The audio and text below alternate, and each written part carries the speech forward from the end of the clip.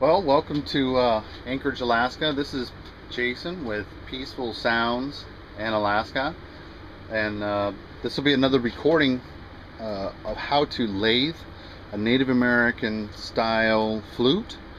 The body's already been formed and shaped. The holes have already been punched to allow the true sound hole. Except this one is to model a Cherokee river cane flute. Cherokee river cane flute has no actual mouthpiece or mouth hole that goes into it because it's mocking a piece of river cane. River cane is the largest form of grass that grows along the Mississippi River tributary through the Cherokee area, and its diameter is about 3/4 of an inch. And so I've routed that out, and I put a plug in here, a plug down in here, and you can see I put a plug, and it separates basically the slow air chamber from the main body. Okay. Now what we're going to do is we're going to put a little twist on this. Instead of just shaping it normal style, like a Native American style flute, you know, very round, round body, we're going to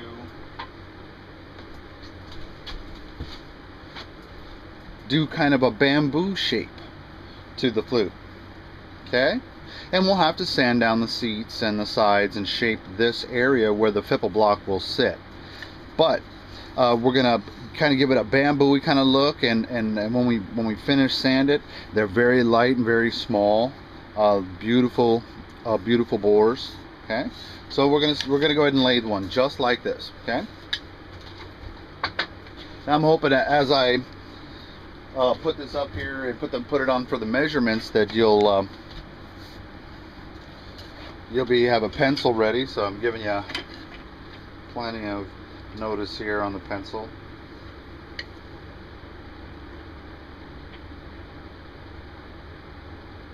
Okay, I centered the piece of wood into the four-jaw chuck. Okay, and the four-jaw chuck comes down evenly. You have to kind of center it because it's not square on. I'm going to bring the receiver to it, hoping you can, yeah, okay, you can see the receiver. Okay, I'm going to tighten the receiver. I'm going to draw the spindle to the flute just a little bit. We just want to keep it its centrifugal force spinning, and so this is inserted into the bore, and this type of cone shape holds it and spins it in a centrifugal force. Okay, so now we want to make sure that we're tightened down over here. Okay, you want to make sure that you're tightened down. Doesn't have to be super duper tight, but it's got to be tight enough to hold the wood. Okay, so here's my speed square. Most speed squares have an inside slot, but I'm just going to give you the measurements. From the edge of the sound hole here, from the edge of the sound hole, okay, I go a 1/2 inch. I'm pretty good at guessing that. But if I were to put it up on there, 1/2 inch. Then I'm gonna trace all the way around the flute, and this is indicating where my seat is on the flute. My back line is at 2 inches. Okay, from the end of the flute to here is 2 inches.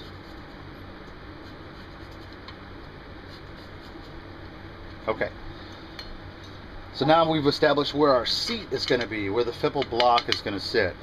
Now I made myself a little template. These are the measurements off of my. Okay, so just past the edge of my sound hole here, I'm going to go this direction, just, you know, 3/16, and then I'm going to place the end of the ruler just past your sound hole, pre-prepped hole. Okay, I'm going to go 3 and 12, and this is to indicate where the knuckles are going to go. Here's where my measurements are. For the red is for the key of G, and the blue is for the G sharp, but we're not going to worry about that right now because we're just going to shape the flute. Okay. I want to go all the way around with these guys, and you can be precise and perfect if you want, you know, with the speed square and all that, but you're going to end up lathing all this off. But you need to indicate where you're going to shape the knuckles of the bamboo, or the bamboo like there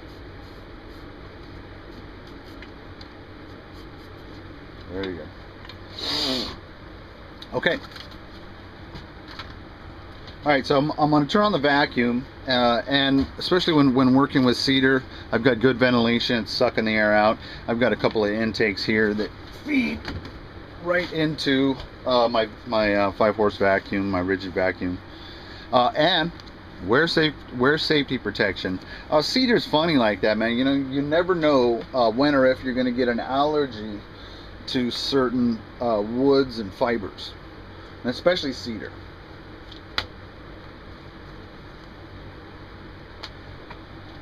Alright, so I'm going to go ahead and set my... We're going to... Most of the time, if you're right-handed, I usually lathe this direction. But for these flutes, I'm going to have to lathe the body first. Okay? And then flip it around and lathe the mouthpiece. Here. And I'll have to change camera position for that. Alright.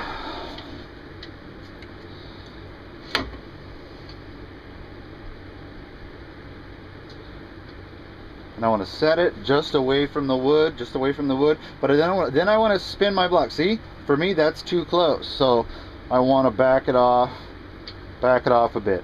Okay, and you want to be able to spin the piece of wood without hitting your lathe knife rest. Okay. Okay, this is a 3/4 gouge. Okay, are you ready? Here we go.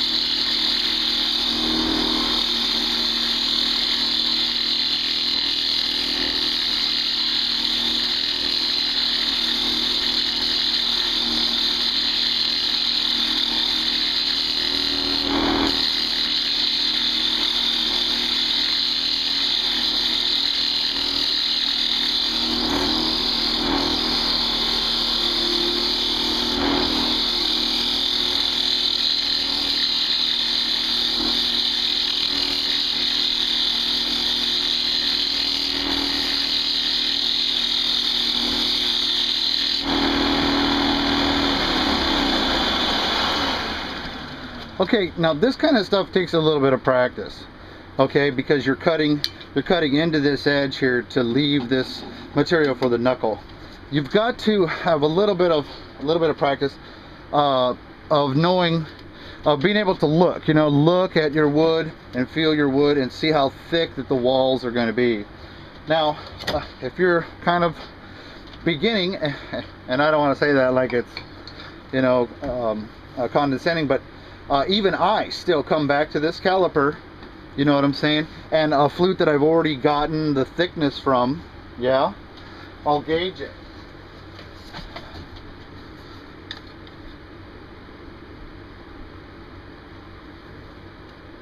That's good, yeah. This one that I was just gauging, to my likeness, was just a little bit too thick. And this one here is just perfect, yeah. Okay, so we're going to move on to this next knuckle section area, and you'll begin to see it take shape.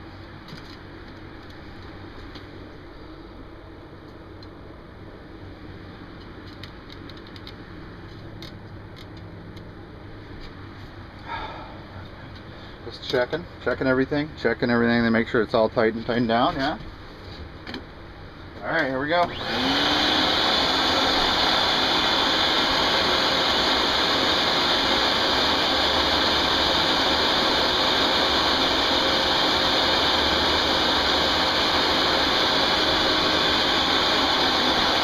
Once again, I'm going to check my rotation, right? Make sure I'm not hitting. That's a little close for me. Yeah, there we go, yeah.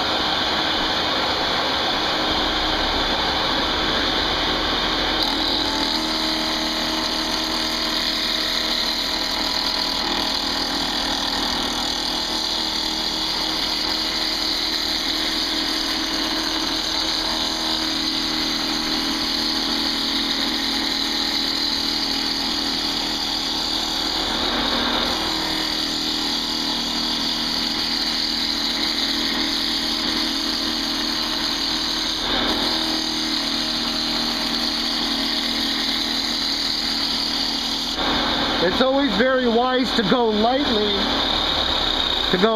when you're lathing, when you're first knocking off your corners.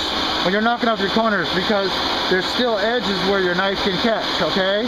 So you just want to be easy until you get to making it round, okay? Let the knife do the work.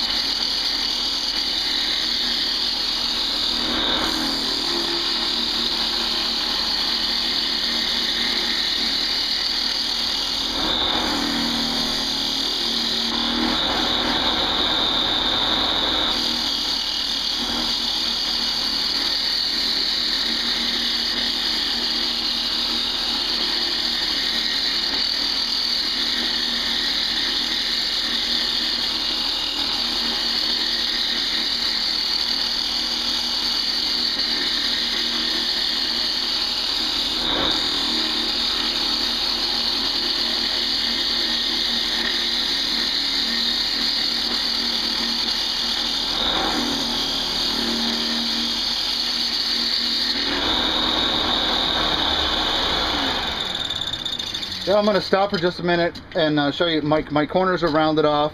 I'm going to throw a little edge on my knife.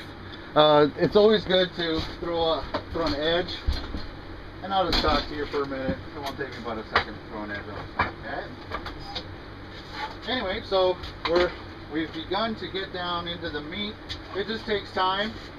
Some people, some lathers would have probably used a larger gouge, you know, a one inch gouge. to create the center area there. But you know, cedar's kind of soft and funny, man. You know, it's easy just to be easy with it.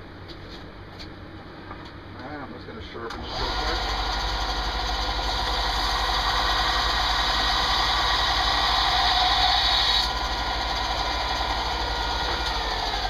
And just as quick as that, huh? I'm going to knock the burr. Then I sharpened it around. I'm just going to gently just knock the burr off. I'm not trying to file or sharpen anything. What that does is that creates a really, really sharp edge on your knife. It's called honing, is what it is.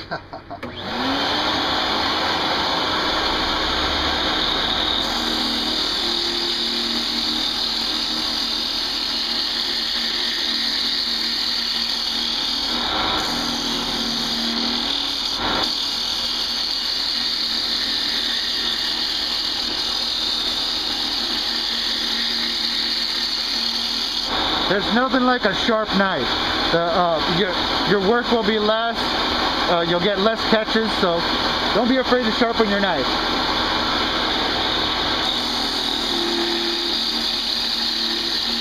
Love it, sharp knife.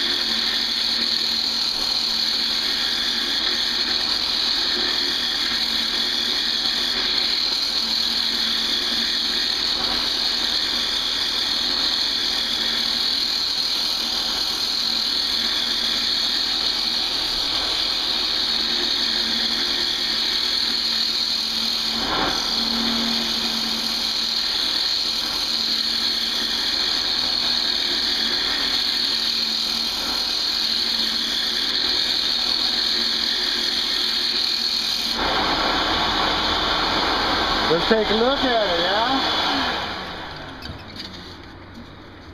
Alright, looks good. Still a little thick right here.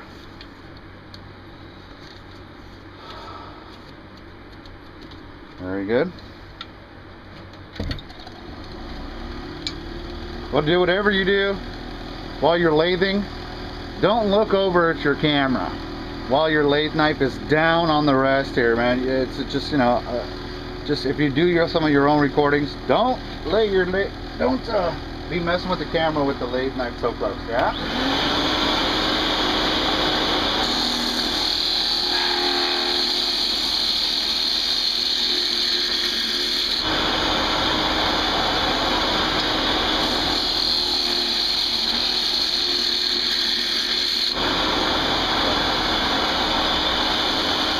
All right, so we're going to move down.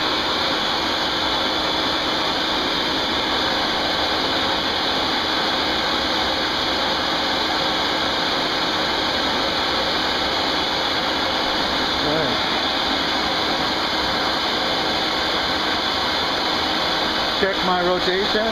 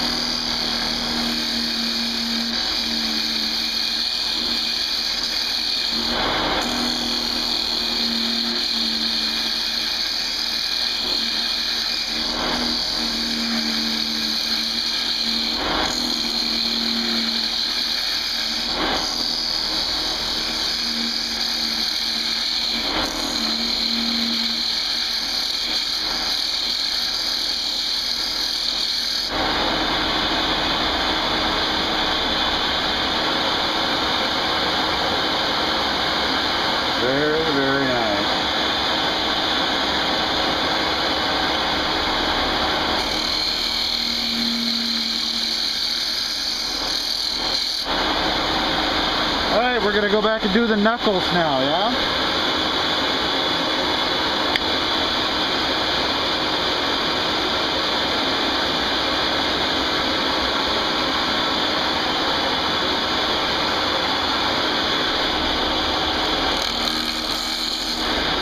Sorry, I don't want to be in the way there.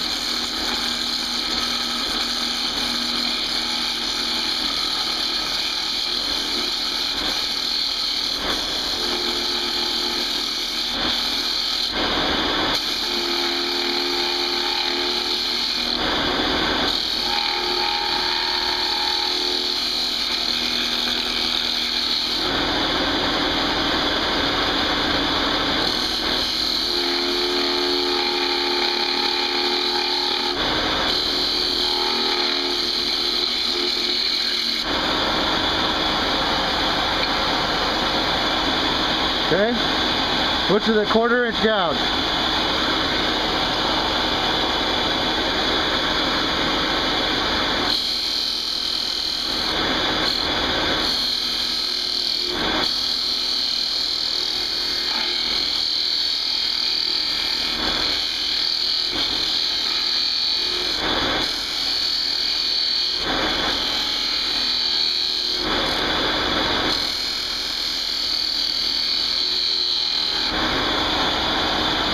Very cool.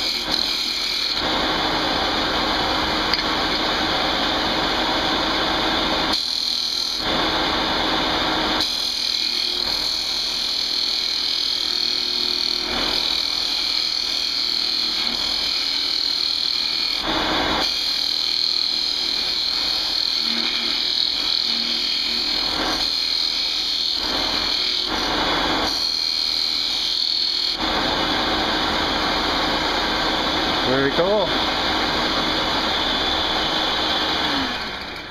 Okay, so at this point, it's convenient for me to leave the flute in the lathe right now so I can sand it real quick. Okay?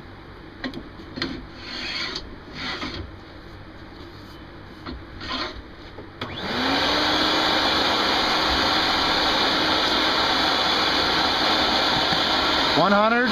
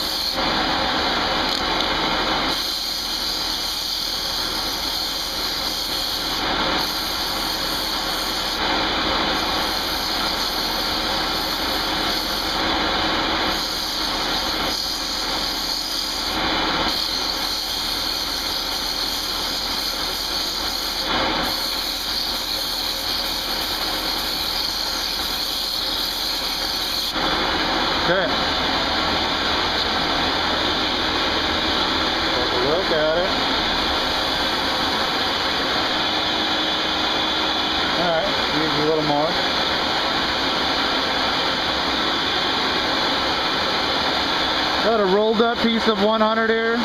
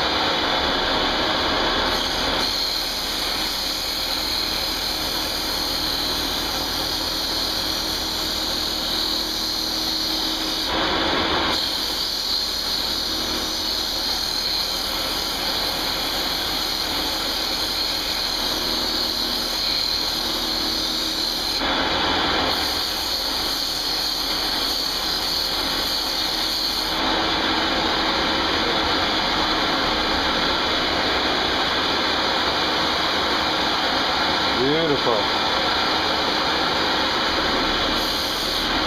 220.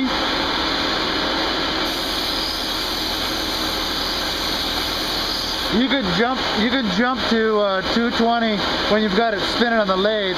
Otherwise, you'd have to sand it down to a different, to smaller and smaller grit.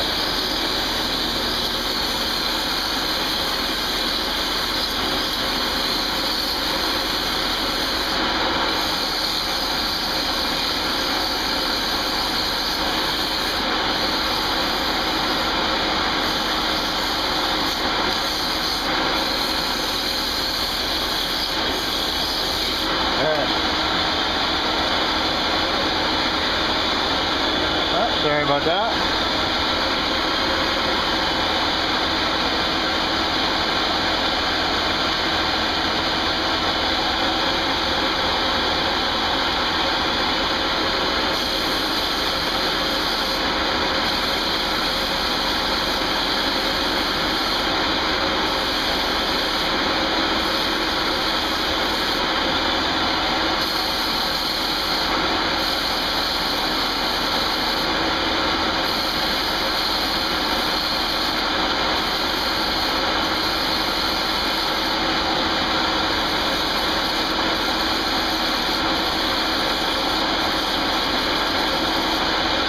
Very good. Look at that. Beautiful. Yeah? Alright, so now we're going to have to flip it around.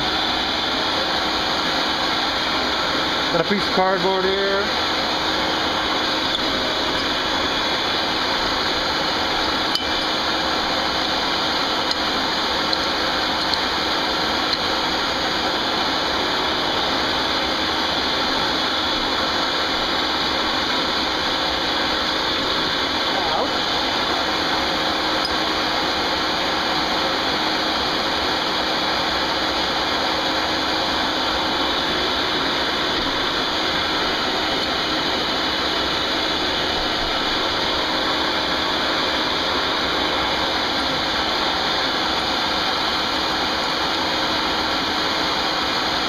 Always double check all your tightenings, because you just never know. You're sleepy in the morning.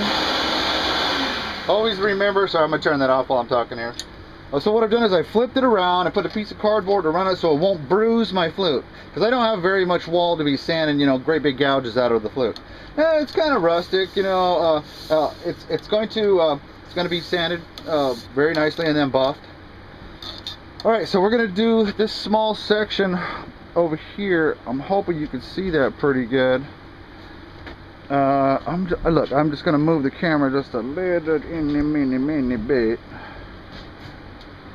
Maybe you can get a better shot of this. Ah, there you go.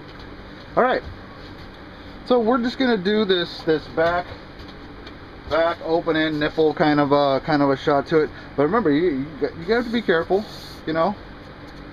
Flute is beautiful. They weigh almost nothing.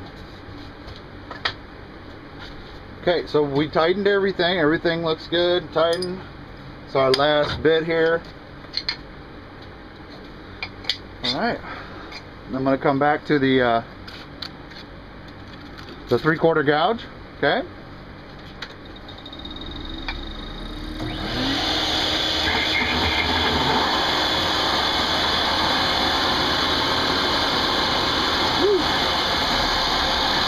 You know what I didn't do?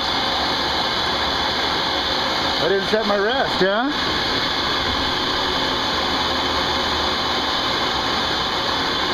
And again, we want to spin it and look for, make sure we're not going to hit on our tool rest here, yeah?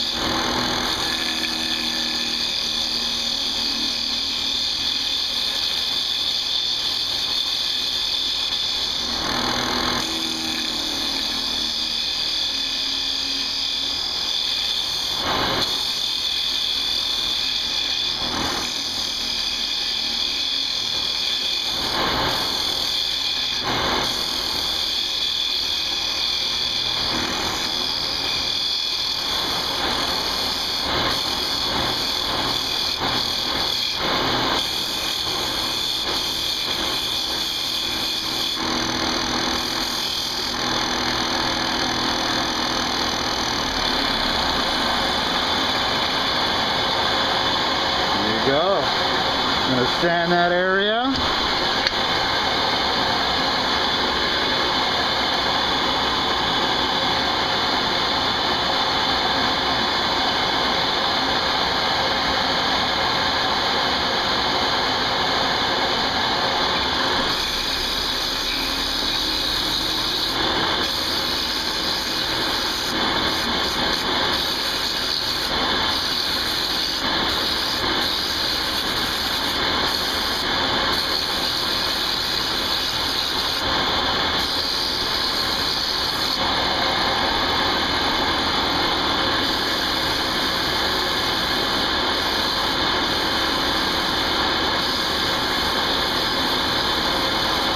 And the rest of it will be okay. So we've done it.